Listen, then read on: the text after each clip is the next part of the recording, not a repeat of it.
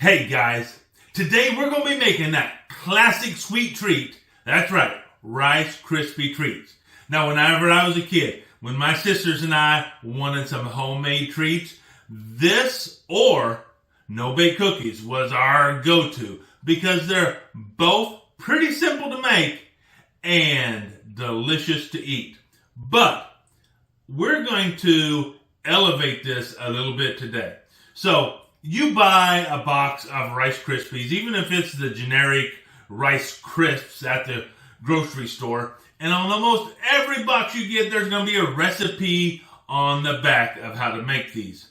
But if you're willing to just use a little bit of elevated technique in your cooking, then you can definitely elevate the flavor of your Rice Krispie treats. And that's what we're going to be doing today. So I have this pan here. It is heated up to medium low. And we're going to start off with some butter. Now, we're not just going to melt this butter. We're going to make browned butter. Now, browned butter is a French dish. And don't ask me the French name because I can't pronounce it. But they use it a lot in French cooking. And it takes the melted butter and we just continue to heat it up. And we're going to start to see some foam start to form on top and the color change. And we're even going to start to see some solids on the bottom. But it's really important that we don't let it go too long because there is a fine line between browned butter and burnt butter. And we don't want a burnt butter in our Rice Krispie treats. And by the way, keep your butter wrapper because we're going to be using that later. Now, one of the important things about browning butter is you need to keep it stirred. It's not so important right now at the very beginning of the process, but as we move along and this starts to brown, it's going to be super important because that's part of what is going to keep it from burning. Now, another thing is if you're going to do some browned butter, use a pan that has a light bottom. You definitely don't want to use a pan that has a black bottom. First off, that probably means you're using a Teflon pan, and I really don't recommend Teflon pans just because once they start to scrape, then you can start to get some pretty negative stuff in your food accidentally. So I like to go with either a ceramic. The copper I think is pretty good. I haven't seen a lot of issues with copper. Or just this pan here, which is just the classic metal pan. And it's not non-stick, so it doesn't work great for everything. But for butter, we're not worried about non-stick because the butter's not sticking. And so we go ahead and use it. So the thing is, the reason you want a lighter bottom pan is you really want to be able to keep an eye on the color of your butter. Because like I said, there is a fine line between brown and burnt butter. And so we're going to want to act really fast at the point where this becomes browned.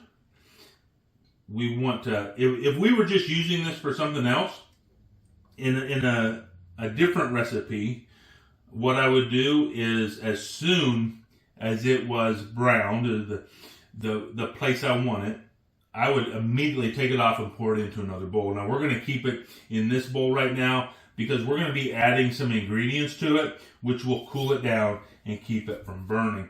Already I can start to see the color changing on this butter. The other thing is, it's going to start to change its smell. And remember, if you make roux, part of what you're looking for is really the same thing as you're looking for with this brown butter.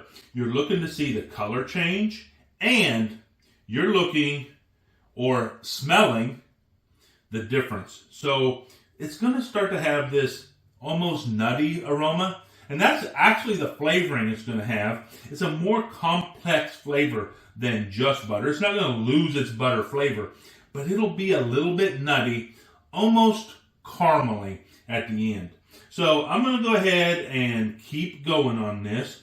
And while I am browning this butter, I tell you what, would you go down into the comment section and would you tell me, is this something you'd like to see me make more of?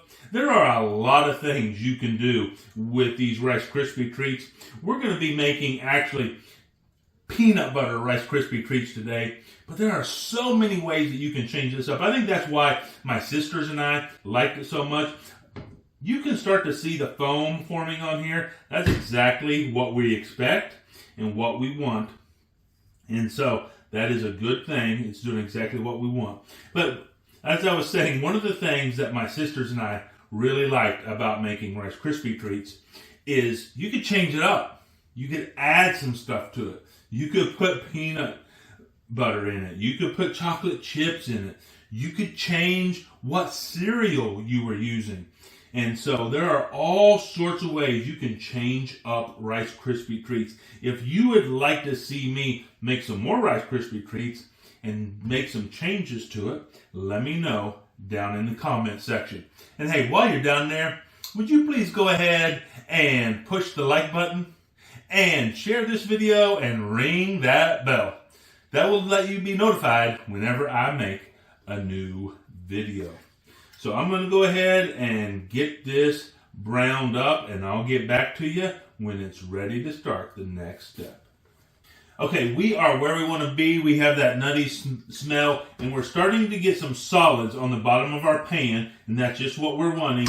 We're right there. Right now, I would normally just take this off and pour it into a bowl, but like I said, we're going to be adding a cooling agent in here, and that first cooling agent is peanut butter. I told you we're going to be making some peanut butter Rice Krispie treats, and so we just want to start to get this melted into the butter here, just like this. So we kind of have a nice consistency.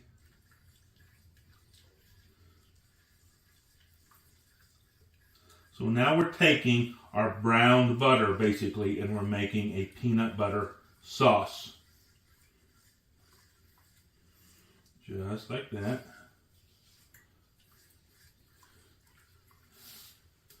Just kind of wanting it to be nice and smooth. There's no big lumps of peanut butter. Doesn't take long because that butter's pretty hot. Just like that. And now what we're going to do is we're going to add 2 10-ounce bags of miniature marshmallows. And we're going to add them all in here. Just like that. So as you can see, you want a nice, deep dish for this. And then you just start combining this all together, mixing it all up. You want to keep a good stir on this because, once again, we don't want our marshmallows to melt. We want them to melt. We don't want them to burn. And so this whole process, one of the keys is just to keep all the food in the pan active, moving. You don't want anything to stay on the bottom for too long because the bottom is where the heat is, and we're wanting to distribute that heat throughout here so we can get a nice good melt, because once again, we're really making a peanut butter marshmallow sauce. And so we're just wanting to get all of these marshmallows melted up really nice. Now, you can use a jar of marshmallow cream. It is going to give you a little bit different consistency and a little bit different flavor. That's why I'm using these actual marshmallows. And so it's your choice, but I like to use the actual marshmallows because I think it just is going to turn out a little bit more authentic and have just a little bit better consistency and flavor over the marshmallow cream. So I'm going to go ahead and get this all mixed up. let my marshmallow sauce get nice and melted, and then we will move on to the next step. Okay, we are just about done with this, and I don't see any lumps of marshmallow in there. What I have here is 12 cups of Rice Krispies. I'm just going to pour all of this right in on top of it. Make sure you have something big enough to hold everything. I grabbed my glass bowl out and I started looking at it, and I think it might have worked, but I just wasn't for sure, and so I decided let's not take any chances. Let's just get out something bigger that I know is going to hold everything. And my fear was that if I used that glass bowl, even if it actually held everything, when I started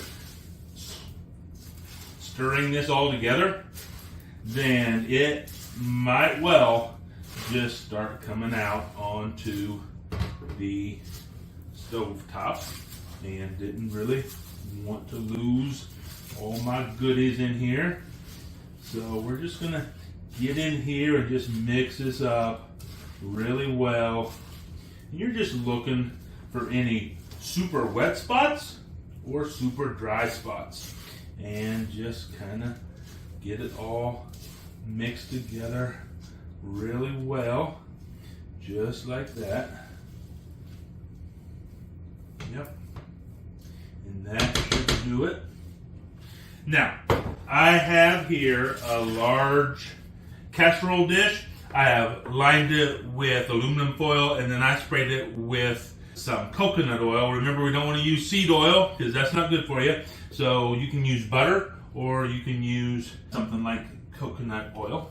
And now we're just going to take our Rice Krispie treats and just pour it out into the pan, just like this.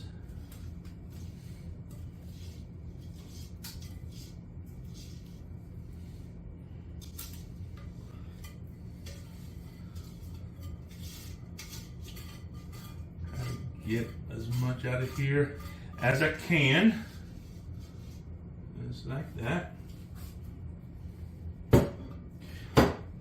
Now remember, I told you to hold on to your butter wrapper because it is the perfect tool to push this all down in here together, because it is already pre-buttered for you and it just works perfectly.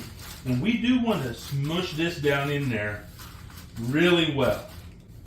We want to get it even so that we have even sized treats.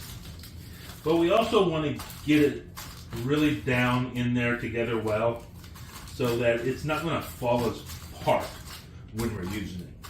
Now look, you don't have to use aluminum foil. You could use parchment paper if you wanted to. I chose aluminum foil because it's more form-fitting and I can make it to the actual form of the pan. You could, if you wanted to, not use anything. Just put it in the greased pan.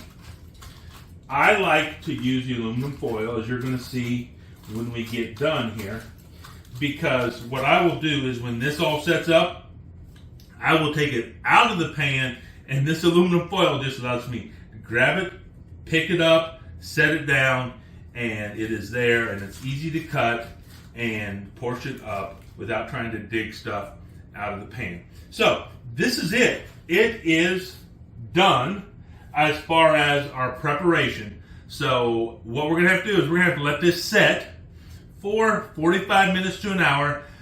Let it congeal together, harden up a little bit, and then we'll come back, cut it up, and give it a try.